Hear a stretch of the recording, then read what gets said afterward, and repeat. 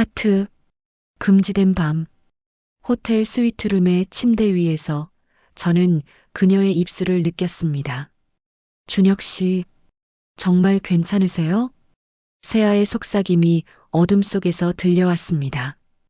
그녀의 손이 제 뺨을 부드럽게 어루만졌습니다. 왜 괜찮지 않겠습니까? 저는 54의 나이에 23살이나 어린 여자와 이렇게 사랑을 나누고 있었습니다. 부끄러웠지만 동시에 너무나 행복했습니다. 저 같은 여자가 대표님 같은 분과 세아 씨, 나이는 중요하지 않습니다. 제가 당신을 사랑하는 것, 그것만이 중요합니다. 그녀가 제 품에 더 깊이 파고들었습니다. 샴페인 향과 그녀의 향수가 뒤섞여 저를 취하게 만들었습니다. 저도 사랑해요, 준혁 씨. 정말로. 그녀의 입술이 다시 제 입술을 찾았습니다. 달콤하고 부드러운 키스였습니다. 그 순간 저는 몰랐습니다. 이것이 제 인생에서 가장 비싼 키스가 될 거라는 것을, 이 여자가 제 모든 것을 앗아갈 거라는 것을, 그리고 그 과정에서 저는 사랑과 복수, 용서와 파괴 사이에서 선택을 해야 할 거라는 것을, 지금으로부터 6년 전 2015년 5월의 일입니다.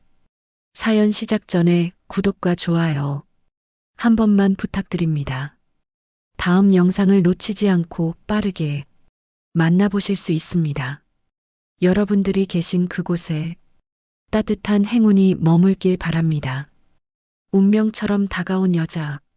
제 이름은 강준혁, 현재 60살입니다. 하지만 이야기는 제가 54이었던 때로 돌아가야 합니다. 2015년 5월 23일 롯데호텔 크리스탈 볼룸에서 열린 자선 파티였습니다. 저는 당시 중견 건설사 대형 건설의 대표이사였고 업계에서 나름 존경받는 위치에 있었습니다. 54의 나이에 이룬 성공은 달콤했습니다. 하지만 동시에 공허했습니다. 일에 미쳐 살다 보니 가족은 이미 떠나가고 첫 번째 아내와는 이혼한 지 오래였습니다. 딸 하나가 있었지만 그 아이도 제게 등을 돌린 지 오래였습니다. 안녕하세요. 저는 윤세아라고 합니다. 샴페인 잔을 든 채 서 있을 때 그녀의 목소리가 들렸습니다. 돌아보니 30대 중반쯤 되어 보이는 여자가 우아한 미소를 지으며 제게 손을 내밀고 있었습니다. 검은색 이브닝 드레스를 입은 그녀는 파티장의 모든 조명을 혼자 받는 것처럼 빛났습니다. 대형 건설 강준혁 대표님이시죠? 평소 존경해왔습니다. 존경? 그 단어가 제 귀에는 얼마나 달콤하게 들렸던가요?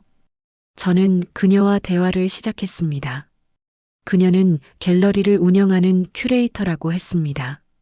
미술에 대한 그녀의 조예는 깊었고 대화는 자연스러웠습니다. 무엇보다 그녀는 저를 한 사람의 남자로 봐주었습니다. 사업가가 아니라 그냥 강준혁이라는 인간으로. 대표님, 혹시 와인 좋아하세요? 네, 좋아합니다. 그럼 제가 아는 좋은 와인바가 있는데요. 다음에 시간 되시면 함께 가실래요? 저는 망설였습니다. 하지만 그녀의 눈빛이 너무나 진실되어 보였습니다. 좋습니다. 언제가 좋으십니까? 이번 주 금요일은 어떠세요? 그렇게 시작되었습니다. 사랑이라는 달콤한 함정. 첫 데이트는 청담동의 작은 와인바였습니다. 세아 씨는 예약 시간보다 5분 일찍 도착해 있었습니다. 하얀 블라우스와 베이지색 치마를 입은 그녀는 파티 때보다 더 아름다워 보였습니다. 대표님, 여기 앉으세요. 그녀가 미리 주문해둔 와인을 따라주었습니다. 붉은색 액체가 잔을 채우는 모습이 아름다웠습니다. 이 와인은 1998년산 보르도예요. 대표님 회사 설립연도와 같죠? 저는 놀랐습니다. 제가 언제 설립했는지 어떻게 아셨습니까? 조사했어요. 그녀가 장난스럽게 웃었습니다. 관심 있는 사람은 알아보게 되잖아요. 그 말에 제 가슴이 뛰었습니다. 오랜만에 느끼는 설렘이었습니다. 우리는 와인을 마시며 이야기를 나눴습니다. 그녀는 제 이야기를 진지하게 들어주었고 적절한 질문으로 대화를 이어갔습니다. 대표님은 외롭지 않으세요? 갑작스러운 질문에 저는 당황했습니다. 외롭다는 게 무슨 뜻입니까? 저는 대표님 같은 성공한 분들도 결국은 사람이라고 생각해요. 밤에 혼자 집에 돌아가면 외로우실 것 같아서요. 그녀의 말이 가슴을 찔렀습니다. 정확했습니다. 맞습니다. 외롭습니다. 저는 처음으로 솔직해졌습니다. 일로 성공했지만 가족은 잃었습니다. 딸도 저를 원망하고 있고 친구라고 할 만한 사람도 없습니다. 세아 씨가 제 손을 살짝 잡았습니다. 그녀의 손은 따뜻했습니다. 이제는 혼자가 아니에요. 제가 옆에 있잖아요. 그 순간 저는 완전히 빠져들었습니다. 그로부터 우리는 자주 만났습니다. 미술관 데이트, 한강변 산책, 고급 레스토랑에서의 저녁 식사. 매번 만날 때마다 그녀는 제게 새로운 모습을 보여주었습니다. 때로는 지적이고, 때로는 순수하고, 때로는 섹시했습니다. 준혁 씨, 어느 날 밤 그녀가 처음으로 제 이름을 불렀습니다. 대표님이 아닌 준혁 씨로. 우리는 남산타워 근처의 전망 좋은 레스토랑에서 저녁을 먹고 있었습니다. 왜 그러십니까? 저 고백할 게 있어요. 제 심장이 빨리 뛰기 시작했습니다. 저는 준혁 씨를 사랑해요. 처음 만났을 때부터 그랬어요. 세아 씨의 눈에 눈물이 맺혔습니다. 하지만 저는 준혁 씨보다 23살이나 어려요. 제가 준혁 씨 옆에 있을 자격이 있을까 걱정돼요. 저는 테이블을 넘어 그녀의 손을 잡았습니다. 세아 씨, 나이는 숫자일 뿐입니다. 저도 당신을 사랑합니다. 그녀가 울먹이며 미소를 지었습니다. 정말요? 정말입니다. 그날 밤 저는 그녀를 집까지 바래다 주었습니다. 그녀의 원룸 앞에서 저는 용기를 내어 그녀를 끌어안았습니다. 세아 씨도 제 품에 안겼습니다. 그리고 고개를 들어 저를 바라보았습니다. 저는 천천히 고개를 숙여 그녀의 입술에 키스했습니다. 부드럽고 달콤한 키스였습니다. 제 인생에서 가장 행복한 순간이었습니다. 준혁 씨, 들어오실래요? 그녀의 속삭임에 저는 고개를 끄덕였습니다. 그날 밤 우리는 처음으로 하나가 되었습니다. 결혼과 행복의 착각. 그로부터 3개월 후 저는 그녀에게 청혼했습니다. 한강변의 유람선 위에서였습니다. 저는 무릎을 꿇고 반지를 꺼냈습니다. 세아 씨, 저와 결혼해 주시겠습니까? 그녀는 눈물을 흘리며 고개를 끄덕였습니다. 네, 네, 준혁 씨. 우리는 포옹하고 키스했습니다. 주변 사람들이 박수를 쳐주었습니다. 결혼식은 2015년 11월에 올렸습니다. 주변에 걱정 섞인 시선들이 있었습니다. 23살 차이, 너무 빠른 결정, 그녀에 대해 아는 것이 너무 적다는 것. 하지만 저는 귀를 막았습니다. 사랑에 빠진 50대 남자가 얼마나 어리석을 수 있는지 저는 완벽한 증명이었습니다. 준혁 씨, 행복해요. 신혼여행지 몰디브의 리조트에서 세아는 제 품에 안겨 속삭였습니다. 저도 행복합니다. 저는 그녀의 머리를 쓰다듬으며 대답했습니다. 평생 당신을 행복하게 해드리겠습니다. 약속이에요? 약속입니다. 우리는 다시 키스했습니다. 달빛이 비치는 하얀 침대 위에서 우리는 서로를 사랑했습니다. 결혼 생활은 처음 2년간은 행복했습니다. 아니, 행복하다고 믿었습니다. 세아는 완벽한 아내였습니다. 제가 힘든 날이면 와인과 함께 조용히 제 이야기를 들어주었고 회사의 중요한 결정을 내려야 할 때면 현명한 조언을 해주었습니다. 여보, 당신은 충분히 잘하고 있어요. 너무 자책하지 마세요. 그녀의 그 말들이, 그 미소가 모두 계산된 것이었다는 걸 알게 된 것은 그로부터 3년이 지난 후였습니다. 어느 날 밤 저는 세아가 전화 통화하는 소리를 우연히 들었습니다. 응, 조금만 더 기다려. 3년 채우면 재산분할 받기 좋아. 저는 침실 문 앞에서 얼어붙었습니다. 이번이 마지막이야. 이번만 크게 하고 해외로 나갈 거야. 세아의 목소리였지만 제가 아는 그 다정한 목소리가 아니었습니다. 차갑고 계산적인 목소리였습니다. 저는 조용히 물러났습니다. 그리고 그날 밤 잠을 이룰 수 없었습니다. 균열의 시작. 다음 날 아침 저는 한명수 변호사에게 전화했습니다. 명수, 내 아내를 조사해 줄 수 있겠나? 대표님, 무슨 일이십니까? 자세한 얘기는 나중에 하겠네. 일단 윤세아라는 사람의 과거를 조사해 주게. 은행 계좌, 부동산, 과거 경력, 모든 것을 말이야. 알겠습니다. 시간이 좀 걸릴 것 같은데. 상관없네. 정확하게만 해주게. 2주 후 명수는 저를 그의 사무실로 불렀습니다. 대표님, 앉으십시오. 그의 표정이 심각했습니다. 뭔가 발견했나? 명수는 두꺼운 서류 봉투를 제 앞에 놓았습니다. 대표님, 부인에 대한 조사 결과입니다. 좋지 않습니다. 서류를 펼쳤습니다. 은행 거래 내역, 부동산 등기부등본, 그리고 사진들. 세아가 모르는 남자들과 만나는 사진들. 고급 레스토랑, 호텔 로비, 그리고 법무법인 앞. 이게 대체 뭡니까? 제 목소리가 떨렸습니다. 명수는 다른 서류를 꺼냈습니다.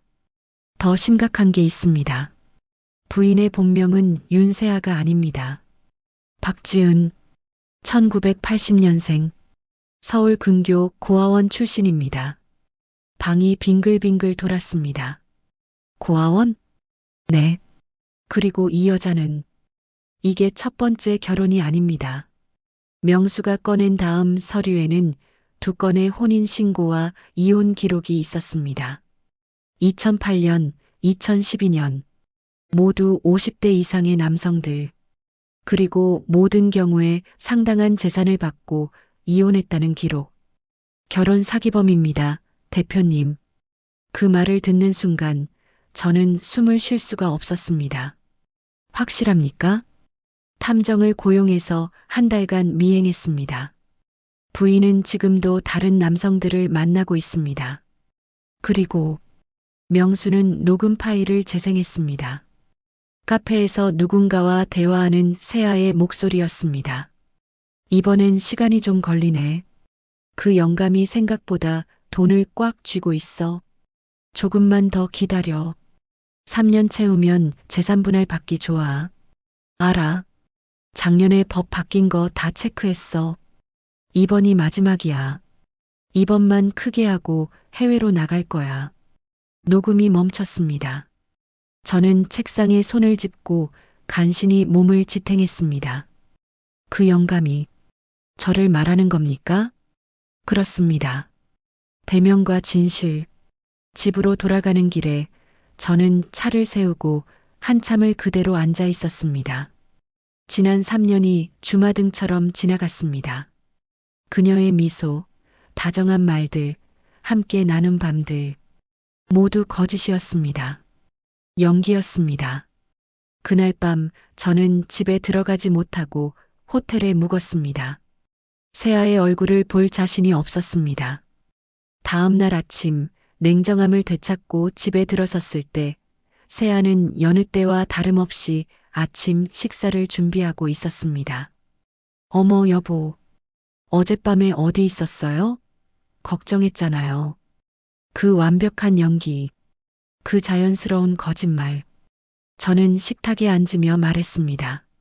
세아, 우리 이야기 좀 해야겠습니다. 그녀의 눈빛이 순간 흔들렸습니다.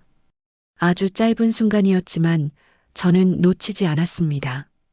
그녀는 무언가를 눈치챘습니다. 무슨 일이에요? 당신 본명이 뭡니까? 정적이 흘렀습니다. 세아의 얼굴에서 미소가 사라졌습니다.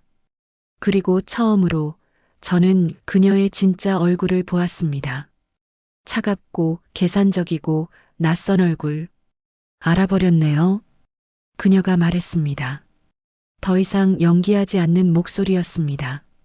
당신이 박지은이라는 것, 이게 세 번째 결혼이라는 것, 저를 속여서 재산을 빼돌리려 했다는 것, 모두 알고 있습니다. 세아, 아니 지은은 한숨을 쉬었습니다. 역시 들통났네요. 얼마나 알고 계세요? 충분히 압니다. 저는 서류들을 꺼내 테이블 위에 펼쳤습니다.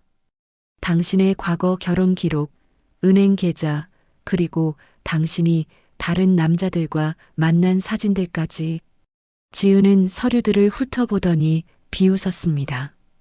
대표님 역시 똑똑하시네요. 탐정까지 고용하셨어요? 이게 전부 거짓이었습니까? 저에 대한 사랑도. 사랑? 지은이 웃었습니다. 대표님, 세상에 공짜는 없어요. 저도 살아야 하니까요. 그 순간 제 가슴에 뭔가가 무너지는 소리가 들렸습니다. 그럼 우리가 함께한 모든 순간이, 당신이 했던 모든 말들이 연기였어요. 완벽한 연기였죠? 지은이 자리에서 일어났습니다. 대표님, 화내지 마세요. 저도 프로예요. 대표님을 행복하게 해드렸잖아요. 3년간. 행복? 제 목소리가 커졌습니다.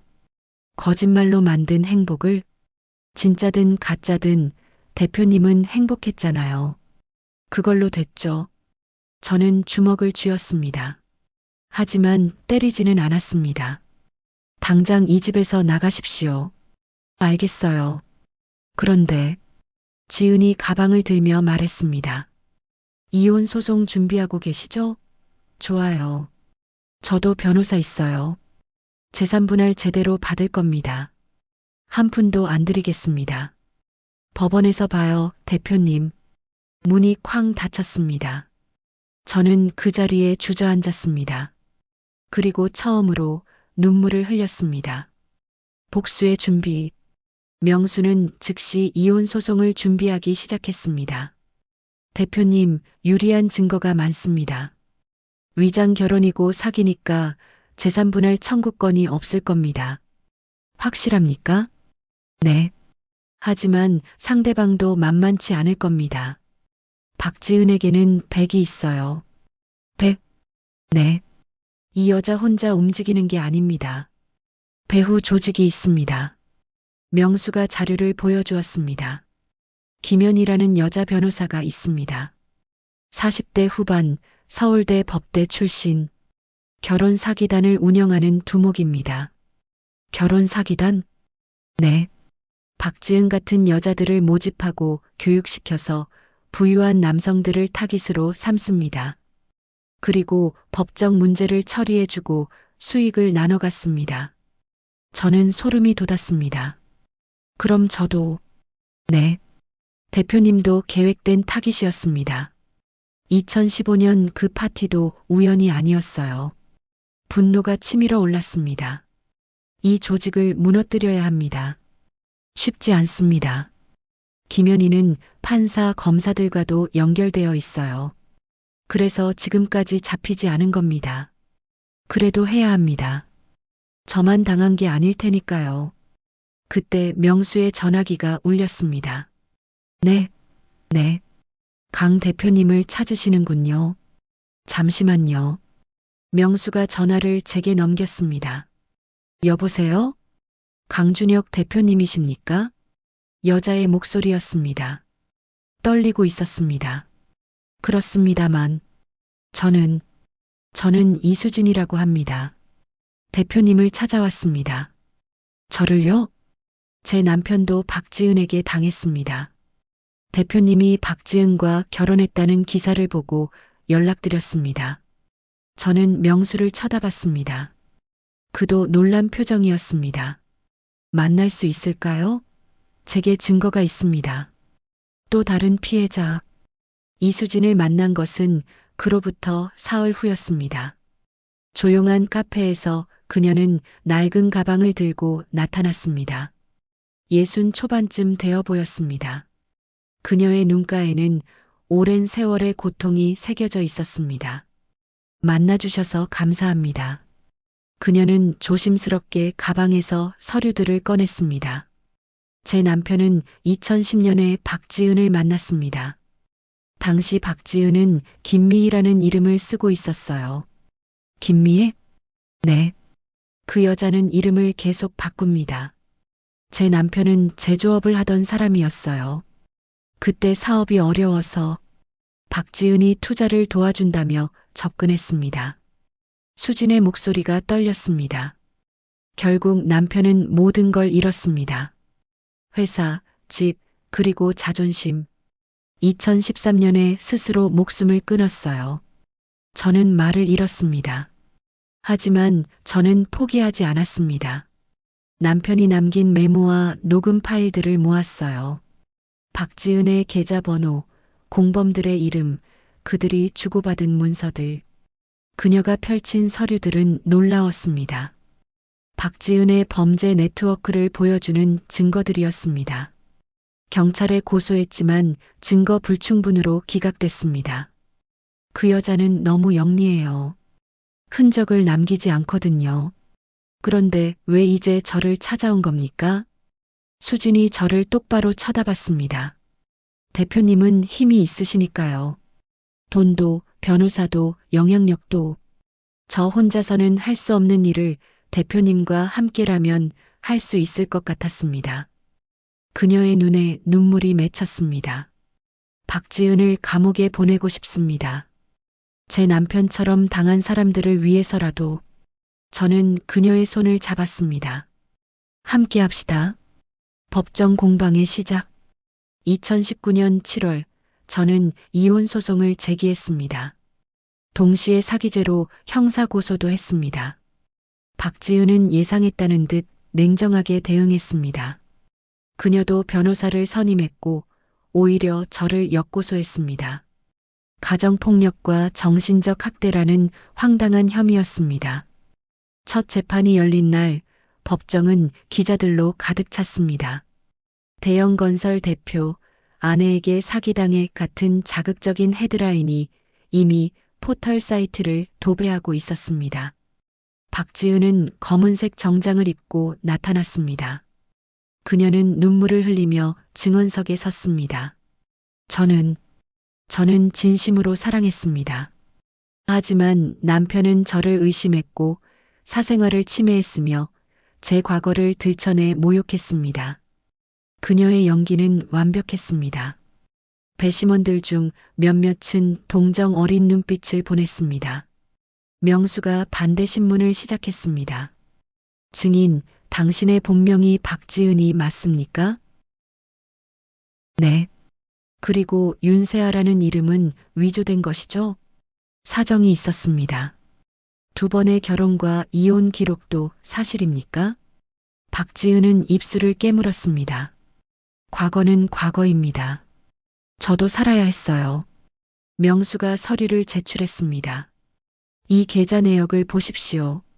피고인은 결혼 기간 중 원고 명의의 계좌에서 총 23억 원을 빼돌렸습니다. 웅성거림이 일었습니다. 박지은의 변호사가 벌떡 일어났습니다. 이에 있습니다. 그 돈은 가정경비로 정당하게 사용된 것입니다. 하지만 명수는 멈추지 않았습니다. 더 있습니다. 피고인은 같은 기간 동안 3명의 남성과 동시에 교제했으며 그들에게서도 금전을 받았습니다. 이것이 사랑입니까? 박지은의 얼굴이 굳었습니다. 언론 플레이와 추락. 재판은 2달 간격으로 계속됐습니다. 하지만 그 사이에 더 끔찍한 일이 벌어졌습니다. 어느 날 아침 제 휴대폰이 쉴 새 없이 울렸습니다. 포털 사이트 실시간 검색어 1위에 제 이름이 올라 있었습니다. 대형건설 강준혁, 전 아내 폭행 의혹. 강준혁 대표, 아내 감금하고 재산 통제. 재계 거물의 추악한 민낯. 기사를 클릭하니 박지은의 인터뷰 영상이 있었습니다. 그녀는 병원 침대에 누워 붕대를 감고 있었습니다. 남편은 저를 때렸습니다. 제가 도망가려 하자 문을 잠그고 저는 너무 무서웠어요. 모두 거짓말이었습니다. 하지만 세상은 그녀를 믿었습니다. 아니, 믿고 싶어 했습니다. 약자인 여성과 권력자인 남성. 너무나 뻔한 구도. 회사는 난리가 났습니다. 주주들이 긴급 이사회를 소집했고 거래처들이 계약을 재검토하겠다고 통보해 왔습니다. 주가는 급락했습니다. 대표님, 이러다간. 명수의 말을 자르며 저는 말했습니다. 싸워야 합니다. 진실은 언젠가 드러날 겁니다. 하지만 진실은 소리 높여 외칠수록 왜곡되어 들렸습니다. 2020년 1월, 저는 대형 건설 대표직에서 해임됐습니다. 이사회는 만장일치로 결정했습니다. 회사 이미지에 악영향이라는 이유였습니다. 30년을 바친 회사였습니다. 주가는 반토막이 났고 제가 가진 주식의 가치도 함께 무너졌습니다. 은행은 대출 회수를 통보했습니다. 빚을 갚기 위해 집을 팔아야 했습니다. 강남의 펜트하우스에서 은평구의 낡은 빌라로 이사했습니다. 바닥에서 만난 빚. 짐을 푸는 내내 저는 멍하니 서 있었습니다. 이게 정말 제 인생입니까? 밤마다 술을 마셨습니다. 위스키 한 병을 비우고도 잠이 오지 않았습니다. 소파에 누워 천장을 바라보며 생각했습니다. 차라리 끝내버릴까? 이렇게 사는 게 무슨 의미가 있나?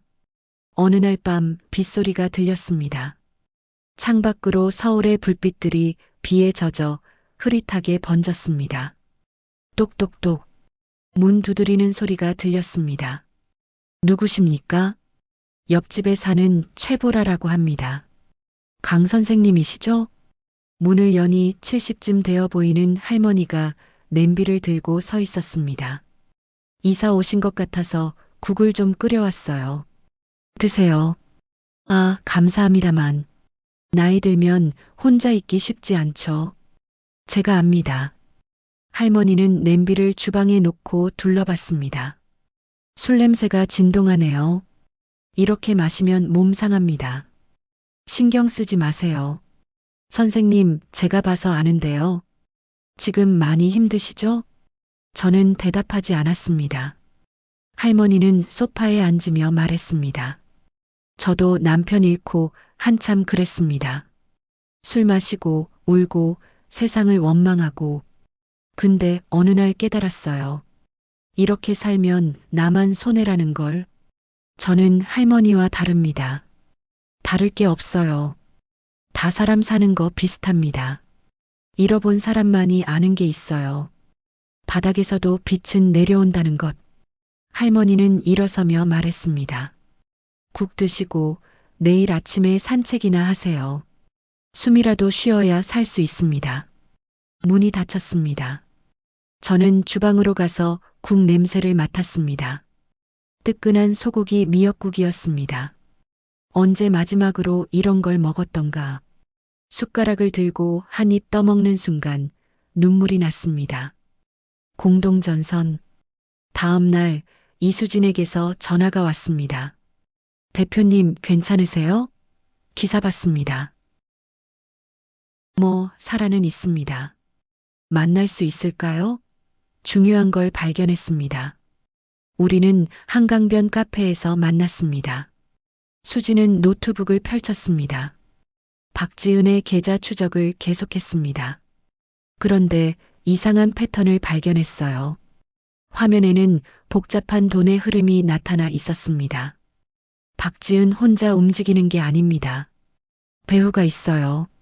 돈이 최종적으로 흘러가는 곳이 있습니다. 어딥니까? 아직 확실하지 않습니다. 하지만 이건 단순한 결혼 사기가 아니에요. 조직적인 범죄입니다. 수지는 다른 파일을 열었습니다. 그리고 이것 보세요. 박지은과 같은 수법을 쓴 여자들이 적어도 5명 더 있습니다. 모두 같은 방식으로 움직여요. 경찰은 뭐라고 합니까? 움직이지 않습니다. 증거가 부족하대요. 그럼 우리가 직접 증거를 모아야겠군요. 이미 시작했습니다. 그리고 수진이 명함을 꺼냈습니다. 이 기자를 아세요? 김태우. 한겨레 신문에서 탐사 보도하는 사람입니다. 제가 접촉했는데 관심이 있대요. 정말입니까? 네. 다만 결정적인 증거가 필요합니다. 저는 고개를 끄덕였습니다. 그럼 함정을 파야겠군요. 역전의 계획. 김태우 기자를 처음 만난 건 그의 사무실에서였습니다. 30대 중반의 젊은 기자는 날카로운 눈빛을 하고 있었습니다. 강 대표님, 이 사건 흥미롭습니다. 하지만 조심해야 할 게 있어요. 뭡니까? 현재 여론은 대표님에게 불리합니다. 박지은이 언론 플레이를 너무 잘했어요. 그럼 어떻게 해야 합니까? 태우가 노트북을 돌려 보였습니다. 팩트의 힘으로 이겨야 합니다. 감정이 아니라 증거. 그리고 박지은 혼자가 아니라 조직 전체를 까야 해요. 수진이 끼어들었습니다.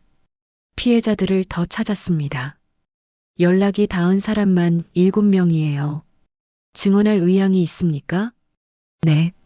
다들 박지은 때문에 인생이 망가졌습니다. 태우가 사진 한 장을 보여줬습니다. 송철호. 강남에서 의료기기 회사를 하는 사람입니다.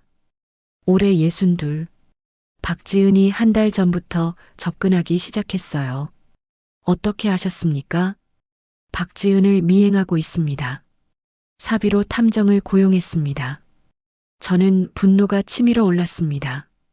그럼 그 송철호라는 사람에게 경고를 해야 하지 않습니까? 그러면 박지은이 도망갑니다. 차라리 송 사장을 통해 박지은을 잡는 게 낫습니다. 송철호를 만나는 건 쉽지 않았습니다. 하지만 태우의 끈질긴 설득 끝에 그는 우리를 만나 주었습니다. 고급 레스토랑에서 만난 송 사장은 여유로운 표정이었습니다. 저를 왜 찾으신 거죠? 태우가 직설적으로 말했습니다. 사장님이 지금 만나고 계신 윤세아라는 여자 조심하셔야 합니다. 윤세아? 아, 미술관에서 만난. 그 여자 진짜 이름은 박지은입니다. 결혼 사기범이에요. 송철호의 얼굴이 굳었습니다. 저는 제 이야기를 들려줬습니다. 그리고 수진도 다른 피해자들의 이야기도. 송 사장의 얼굴이 점점 창백해졌습니다. 저는 그 여자를 믿었습니다. 아내를 잃고 외로웠는데 그 여자가 다가와서 지금이라도 늦지 않았습니다. 태우가 말했습니다. 저희를 도와주십시오. 박지은을 잡으려면 사장님의 협조가 필요합니다. 송철호는 한참을 고민하더니 고개를 끄덕였습니다. 알겠습니다. 뭘 하면 됩니까? 현장 검거. 그로부터 한 달간 우리는 증거를 모았습니다. 송철호는 박지은과의 만남을 계속하며 대화를 모두 녹음했습니다. 2020년 11월 16일 월요일. 그날 아침은 유난히 추웠습니다. 송철호는 약속대로 박지은을 만났습니다.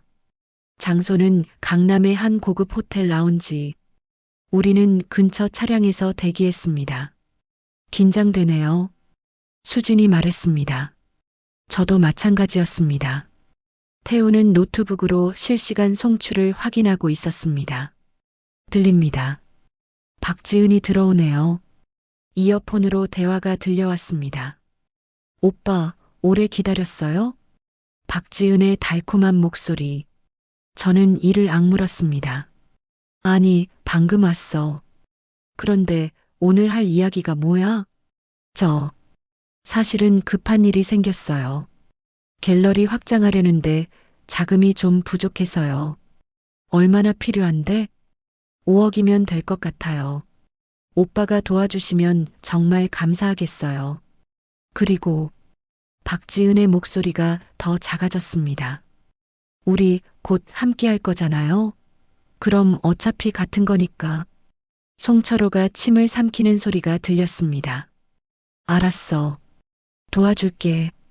태우가 고개를 끄덕였습니다. 충분합니다. 송 사장님 나오십시오. 송철호가 화장실에 간다는 핑계로 자리를 떴습니다. 그리고 우리가 있는 차로 왔습니다. 그의 얼굴은 창백했습니다.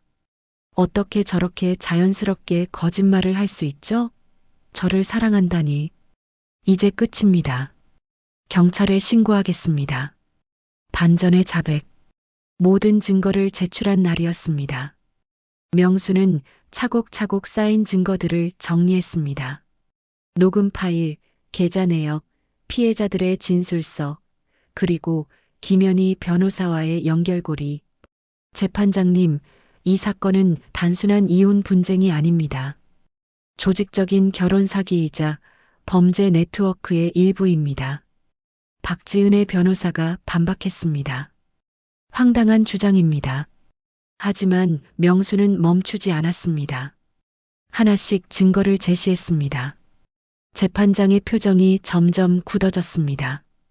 피고인 할 말 있습니까? 박지은이 천천히 일어섰습니다. 그녀의 눈에는 이상한 빛이 있었습니다. 재판장님, 그녀가 입을 열었습니다. 저는 유죄입니다. 법정이 술렁였습니다. 저도 명수도 모두 놀랐습니다. 뭐라고요? 제가 강준혁 씨를 속였습니다. 다른 남자들도 마찬가지입니다. 모두 계산된 것이었어요. 박지은이 저를 쳐다봤습니다. 하지만 한 가지는 알아주세요. 저는 선택의 여지가 없었습니다. 무슨 뜻입니까?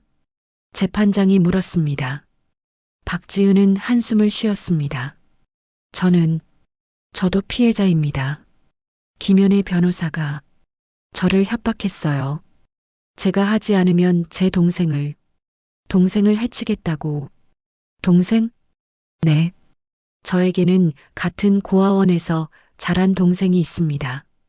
김연희는 그 아이를 인질로 잡고 저를 부려먹었어요.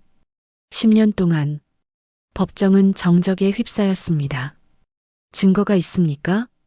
박지은이 가방에서 USB를 꺼냈습니다.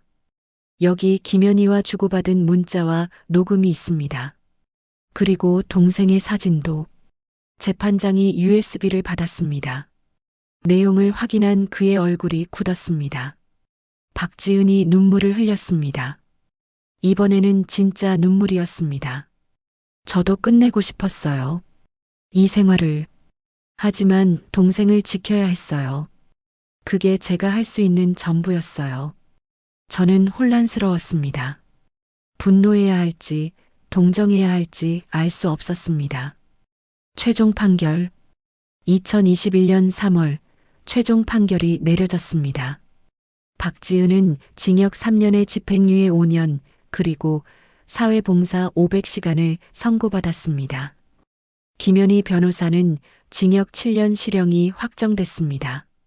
조직의 다른 멤버들도 줄줄이 검거됐습니다. 저는 재산의 대부분을 돌려받았습니다. 회사에는 돌아가지 못했지만 재정적으로는 회복했습니다.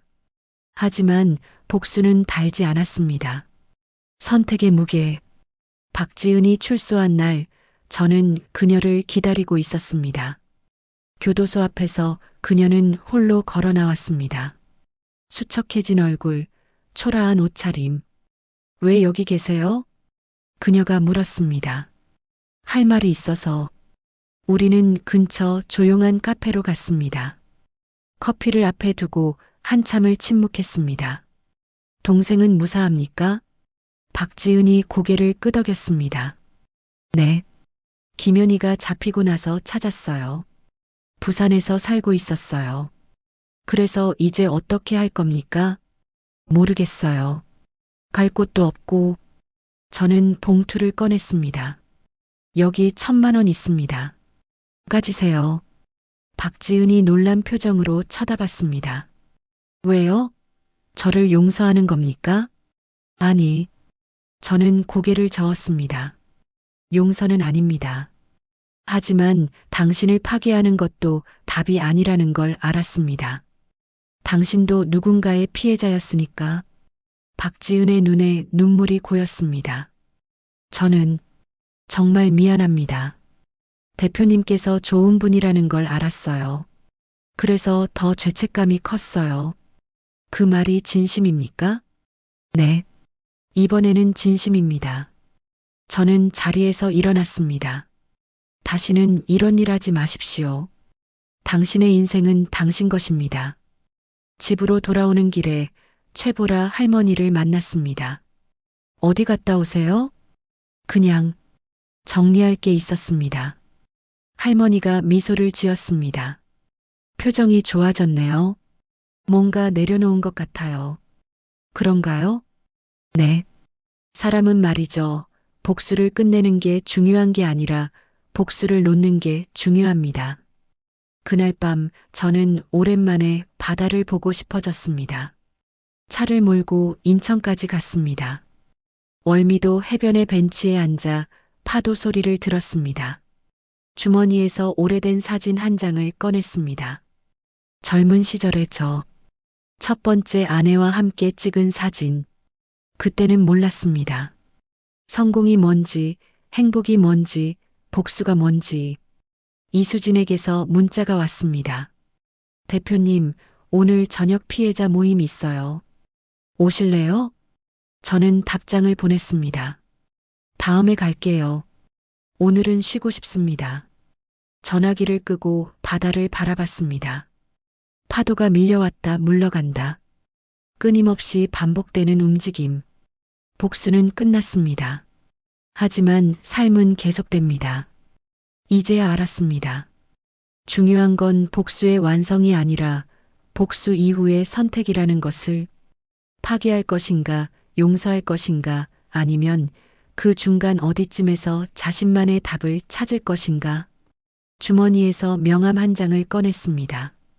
사회복지법인에서 온 것이었습니다. 그들은 결혼 사기 피해자들을 돕는 단체였습니다. 제게 자문위원이 되어달라고 요청했었습니다. 저는 전화를 걸었습니다. 여보세요. 저 강준혁입니다. 그 자문위원 제안 아직 유효한가요? 파도 소리가 계속됐습니다. 밤은 깊어갔습니다. 하지만 저는 더 이상 어둠이 무섭지 않았습니다. 모든 것을 잃고도 남는 것이 있다면 그것은 복수가 아니라 무게였습니다. 그 무게를 견디며 살아가는 것. 그것이 진짜 승리였습니다. 저는 벤치에서 일어나 차로 걸어갔습니다. 서울로 돌아갈 시간이었습니다. 내일은 새로운 날입니다. 그리고 저에게는 아직 할 일이 남아 있습니다. 강준혁은 박지은을 진정으로 용서했을까요? 아니면 그냥 놓아준 것일까요? 박지은은 정말로 새로운 삶을 살게 될까요? 아니면 다시 예전의 삶으로 돌아갈까요? 그리고 강준혁은 앞으로 어떤 삶을 살게 될까요? 복수는 때로 완벽한 승리를 약속하지 않습니다. 하지만 그 과정에서 우리는 배웁니다. 사랑의 무게를, 진실의 무게를, 그리고 선택의 무게를. 진실은 언제나 무겁다. 하지만 그 무게를 견딜 수 있는 사람만이 진짜로 자유로워진다. 오늘 사연이 마음에 남으셨다면 구독과 좋아요 부탁드립니다. 곧 다른 이야기로 찾아뵙겠습니다. 모두 새해 복 많이 받으세요.